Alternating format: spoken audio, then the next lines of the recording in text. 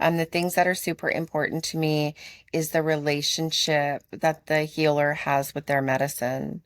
Is very important to me that the connection be super strong. I think that's the foundation and where it's built. So, how long have they been in relationship with their medicine?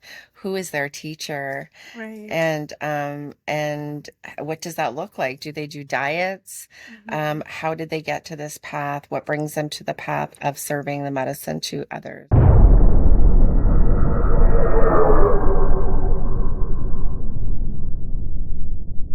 Hi everyone, I'm here with Angel, the owner and founder of Jungle Medicine, and today she's going to be teaching me about the people who serve medicine at all.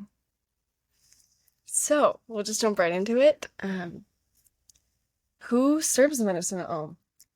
So we have a number of people, number of healers, number of pages, number of curanderas who serve medicine at home. And from all over, from Colombia to Peru, to Brazil, Venezuela. Hmm. Yeah. And everyone who serves, it's centered around indigenous medicine. So we really try to work with tradition. So indigenous traditions for sure. Hmm. Most of the healers that we work with are rooted in indigenous tradition.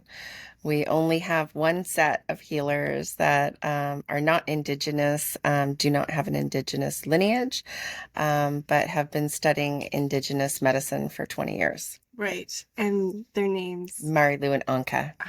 And they host the women's circles, especially. They host all actually. We only have one women's a year with them, but they come and serve medicine with us. And Mary Lou and Anka were actually my very first ceremony Mm. ever in medicine at Wow. another center. And I feel really honored that they come to Ohm is a non-commercial space. It is not where you're going to go for a five-star luxe, a posh treatment. Hmm. And aside from being in dieta in the jungles of Peru, when they come out to serve, it's usually at centers that are not like home.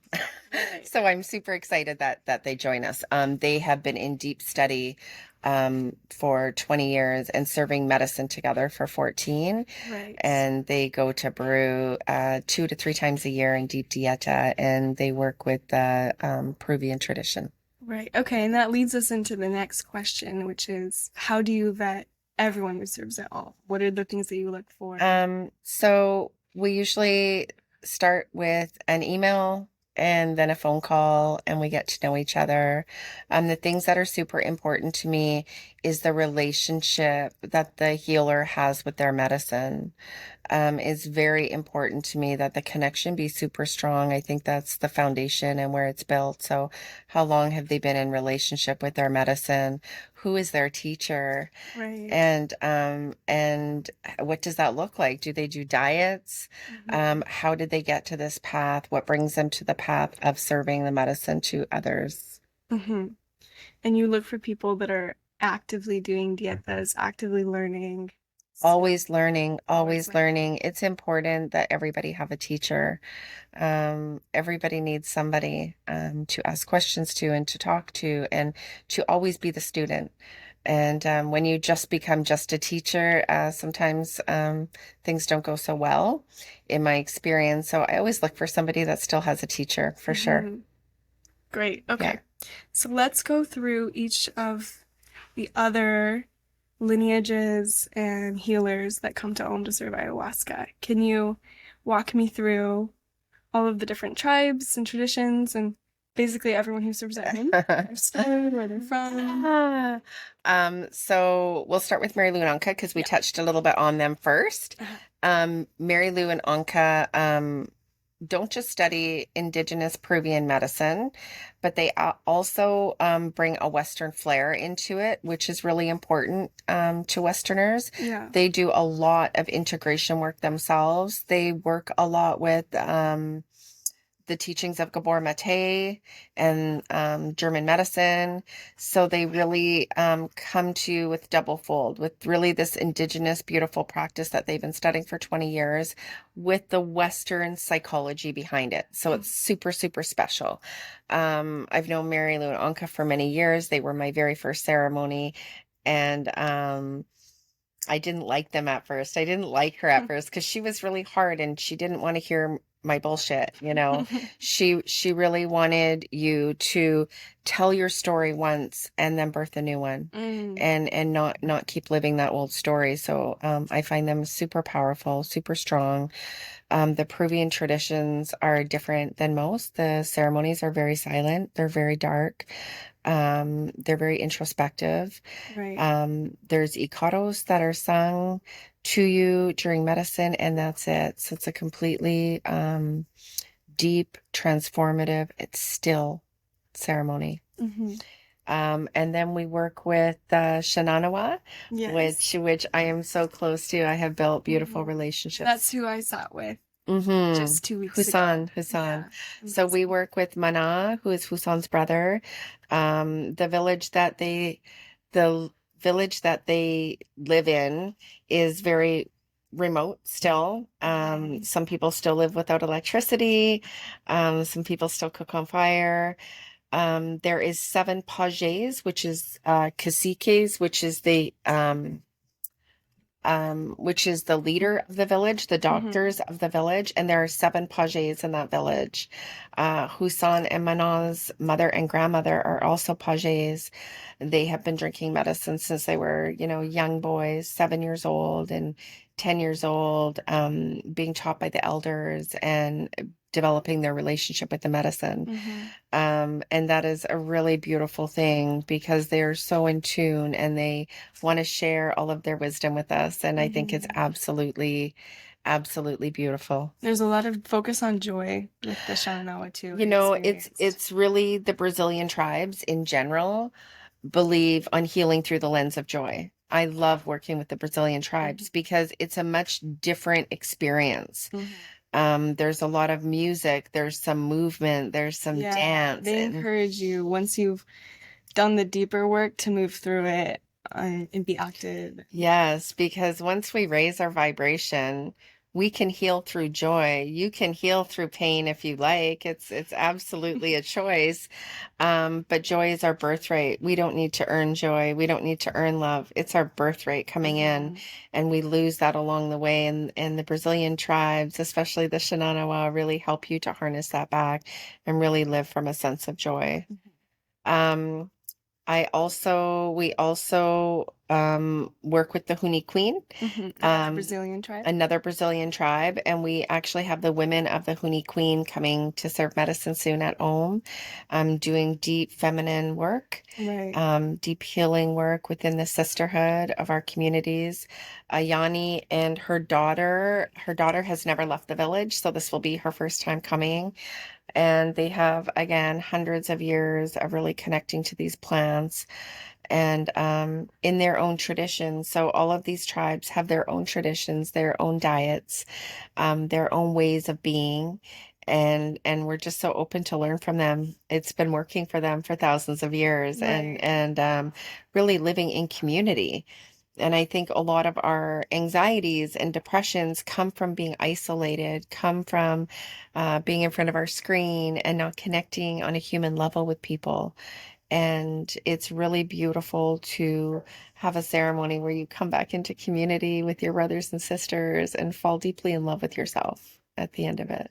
And so the Huni Queen, their teachings are centered a lot around women serving medicine as well.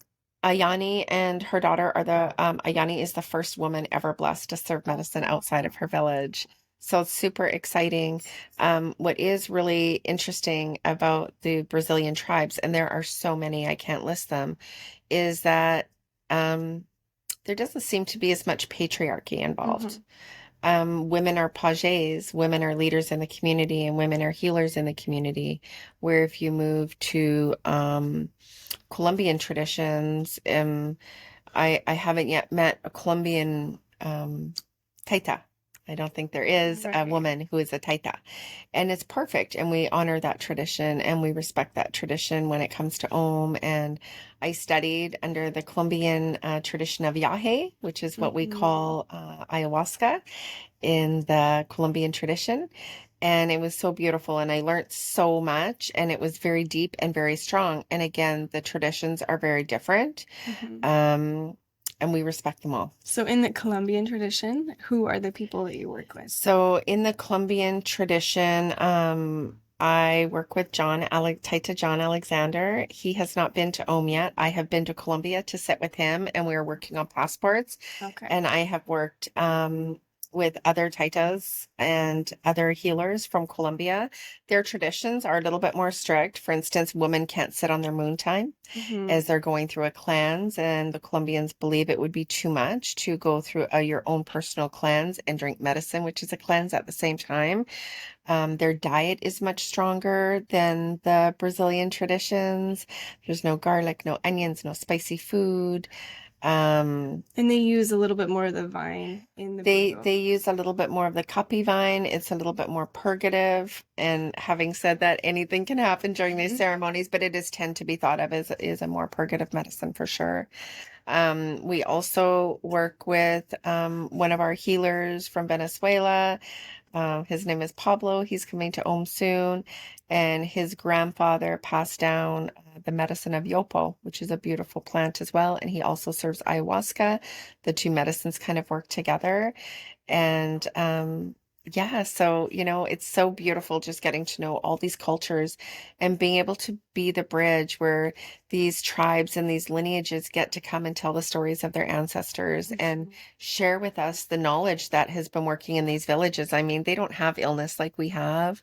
They don't seem to have depression like we have or the autoimmune issues that we have. And I'm curious, and that curiosity is what really fuels us to know more. And I think that it brings almost like that childlike feeling, playfulness, like, hey, I want to get to know you. Mhm. I want to go to your house. I want to see what toys you have. And I think that's a beautiful thing. So that's Me too. essentially what we do at Om is we give a place for the indigenous communities to come and share their voice. Right. A lot of these tribes cannot speak and about their cultures. They don't get taught in schools in Brazil. And this is a place to share knowledge, so it doesn't get lost Yeah. and share knowledge with the Westerners. And build those direct Mhm. relationships that Mhm. can, I don't know, change the world little by little, whereas people For have direct sure. access and a direct connection to these different lifestyles, different wisdom they can learn All the different plants that individually. are healing, not just like ayahuasca, but things that are good for your indigestion. Like Mhm. how do we cure these other illnesses without having to put pharmaceuticals in our body? And it can be done. Mhm. We've seen it be done. Yeah. So it's so exciting to learn new things all the time. So have we covered everyone that serves at home? So we have the Huni Queen, we have the Shenanawa, we have the Colombians, we have the Peruvians. Okay, let's talk about the Peruvians. That's Mary Lou Anka. Okay, Marilyn. Yes, Okay. yeah. Okay. So the Peruvian tradition, the diet is quite strong again with the Peruvians. It isn't as heavy purgative as the Colombians.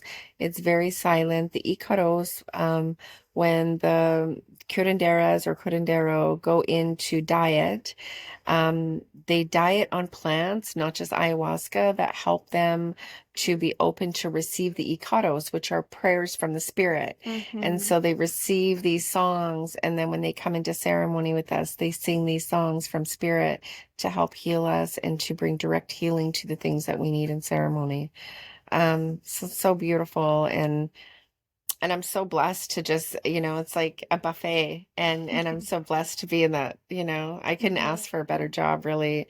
I get to experience all of this, and of course, with integration, medicine can be an amazing ally in your life to help you to open, to level up, to have a new perspective, and to see the world from a different lens. We tend to respond to everything through the perception of our wounds. So everything that is said to us is now gone through the filter of our wounds. Mm-hmm. And it is nice to, when you go into medicine, you see the perspective unfiltered Yeah. through your wound, and it changes Mm-hmm. everything. And everyone in ceremony brings a different perspective. Everything, yeah. And you know, things as you know, there can be somebody sitting next to you, for instance, that's super loud all night, and maybe you find it disturbing and you feel like he's like wrecking your space and you can't get into ceremony. And then in the morning I'll say, oh, beautiful, he was your medicine to teach you love and patience and tolerance. And this is exactly what you came for, yeah, Yeah. to open yourself up. So I think medicine is all around us all the time, and we just become acutely aware of it in ceremony. Mm-hmm. So these spirits, this connection, it's always there, but our life prevents us from tapping into it. So when we drink medicine, we get to drink a cup of ourself. We get to drink in our consciousness, and we get to be aware that it's there. We get to say hello. It's always there, but life gets in the way. It's the blockage of our brain stops from here to source, you know, it gets stuck somewhere in here and gets all transmuted, and the perspective gets a little skewed. So in medicine, we see clear, you know, we see clear the things that we need to see. And it seems like a lot of the indigenous peoples, it's already more clear just from the way that they're living, Mm-hmm.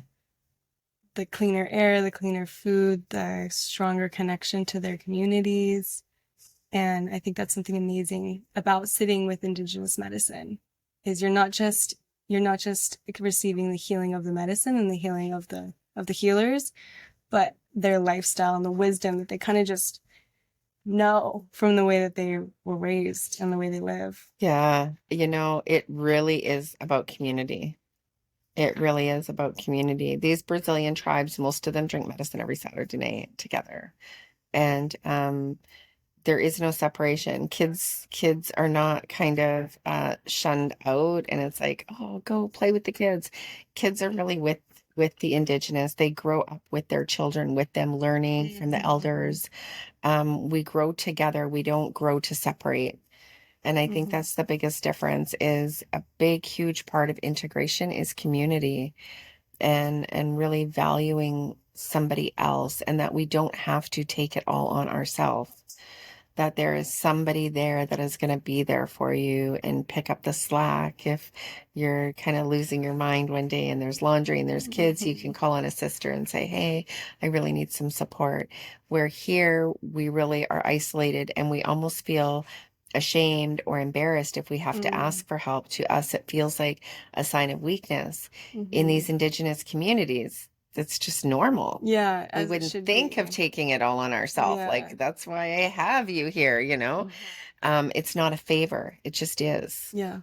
And so definitely, I think going back to that, when you're sitting in ceremony, you really feel that connection, that community connection. And I really feel as a humanity, we've lost some of that. And it's now we're finding our way back to community. Yeah, absolutely. Mhm. I appreciate that.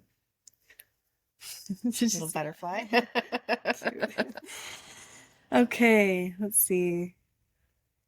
I wanted to ask about how Om honors the voices and the traditions of the different lineages and practices that are hosted at Om. Mm-hmm. So, when somebody comes to Om to serve medicine, whatever tribe, lineage, whether it's Mary Lou or Anka or Pablo or the Shinanawa or the Huni Queen, we work together to find out what's super important to them, what is their tradition, and then we honor it. And what that looks like, as an example for the Shinanawa, is they're a very modest tribe. It's very important to them. So I didn't know as I was operating like I usually do. And then Mana took me aside, the page, and he said, Angel, why are all the women naked in ceremony? And I was like, nobody's naked in my ceremony. But to them, like, they wanted women to be covered. They didn't want even men without shirts in the Maloka. It was really important to them. And so we honor that. So I changed the letter that went out to our guests and said, women, please cover midriff, and please don't wear shorts. Like, please wear skirts or dresses or pants.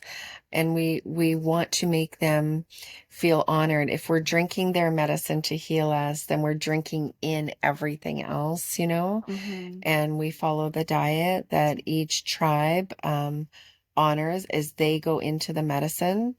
And I think that's a huge part of it. Um, we're silent in parts where we're supposed to be. We honor the Mm-hmm. silence. Some traditions, you don't leave the circle until the chanting starts. So we just make sure that we really give them the sacred space. We want them to come to Om and feel home. We want them to come. And so far, so good. You know, Yeah. all of the tribes that have come really love coming and really feel honored and supported. Mm-hmm. We cook the food that they like to eat. You know, on our breakfast, we make sure there's the food that they're Mm-hmm. comfortable eating. So they're not looking at our food, which is in the beginning, they're like, what is this? And to us, it's awesome. You know, it's just, oh, it's a frittata. Beans and rice, please. And so, you know, it's all the little details. And Yeah. we really try to make sure that Mm-hmm. their voice is heard. That's something I noticed in my week at home was that anytime there was a question about what is this medicine, what is the meaning of this, like you might have information of your own, but you were always referring back to Husan, the Page, for him to share his perspective about it. Even if it's something that maybe a lot of people already know about from their own experience, you were opening the space for him to share his teachings. And I appreciated that a lot. It Mm. was like, it was constant. It was like, anytime there was a question, it was, let's ask Husan. Let's ask the Hmm. Page. You know, because we can think we know the answer to something because we hear and our perception is of this, and then we speak it. But sometimes our perception, again, because it's coming through different lenses, isn't exactly what it is. So I Mm-hmm. always like, when possible, to give the page or the curandera or the healer the opportunity to speak on that, as it Mm-hmm. is their culture. And that's what they're there to do is teach us That's their what they're there culture. to do, especially at home. They're there more than just to come and serve medicine. They're there to serve wisdom, and we're there to give them the space to do that. Yeah. I think that the more we connect with the tradition, the more we connect with the knowledge, the ancestral knowledge, the deeper our relationship becomes with the plants. And after all, that's what it's all about, Yeah. is this deep connection to the Mm-hmm. medicine and to the plants and to the wisdom that they share with us during ceremony.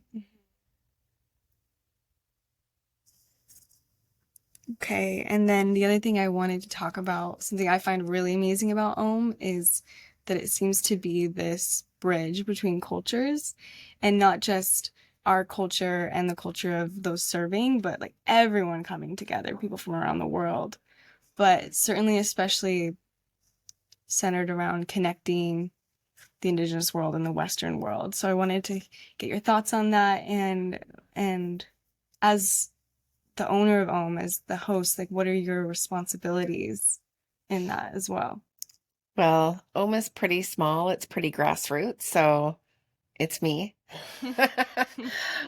So I do a lot of phone calls and Zoom calls and connection.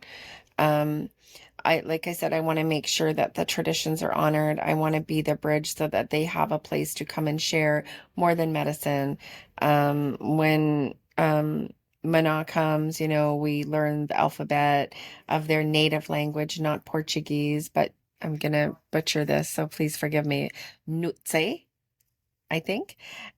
So we learn that and we give them voices, and that's what building the bridge is about. It's not just about building a bridge and then, okay, you're here, now serve us medicine. It's building this bridge with care and love and consideration and with Mm-hmm. an open heart to learn these things. And I take the responsibility very big. As you know, indigenous cultures, they're not big on integration, not because they don't like integration. They don't know what it is. They Right. truly They don't know live what in it is. So, you know, when the first tribe came and I was like, okay, so did you do anything for integration? They were like, what? integration. You gringos and your feelings, all these feelings. And it's because they integrate in their life. They don't Mhm. have the bank machines, the traffic, the lights, the advertising, all of the things that we deal with on, we're hyper stimulated at all times. So integration is much easier if you're just in nature and you're in a community. Yeah. Yeah. So that's my responsibility. So I take that to heart. Mhm. And so when we have this beautiful indigenous medicine, I like to balance it with tools for integration. So we have integration specialists come in, um, and they walk you through an integration program and they help you navigate the essence of what you've learned. And now, how can Mhm. you take that voice from ceremony that was showing you that you should eat better? Well, integration is then eating better, Mhm. right? It's taking that and doing something with it so that you're not coming back, going through the same thing, having the same experience. We want to take what you've learned in ceremony and we now want to integrate it into our life. Coming to medicine and then getting on a plane and going back to daily life can be very hard. So at Om, we have integration people you can work with when you leave Om on Zoom. We have in-person integration during our week longs. We have 3 integration sessions set up. We have lots of time for communication, lots of time for talking. And that is a really big responsibility and one that I don't take lightly. I always do a video call with everybody that comes to Om, and which is why we only have our week longs only have 16 people in them. And these small numbers allow me to be able to connect. Even on our ceremonies that we have larger groups, I still connect with everybody and I let them know that they have a place to ask questions, that they have a voice. You aren't going to get an automated anything. You're always going to get me. I'm always going to be able to talk to you and to explain to you um, where we go from here. If you're feeling Mhm. confused, let's set you up with somebody like Anne who does integration, or maybe to Christoph who does the heart wall or other healing modalities. So we Right. all work together to make sure that our guests are come out with the best experience possible for them. So it's really about balancing, like you're caring for the indigenous cultures and the way that it supports them, and for all those coming from the Western culture, like what do they need? Yeah, Because our lifestyle is so different, you yeah, have to care for them in different ways. exactly. Yeah. Exactly. So it's, I think all life is about balance. What's really important during the integration process is giving someone the tools that they can use at home by themselves. So we're not saying, oh, now you need an integration coach for 6 months. You're like, you're in it deep. No, you have integration and you are given the tools to learn how to integrate. hmm We're not going to take your power away by doing everything for you. We're going to teach you how to use the tools so that you can integrate your Yes, medicine. and there's a guide that's going to be available on the website, and it's Yes. given to the guests that stay for a week, and it's like a book that talks about all of this, and it gives like specific tools.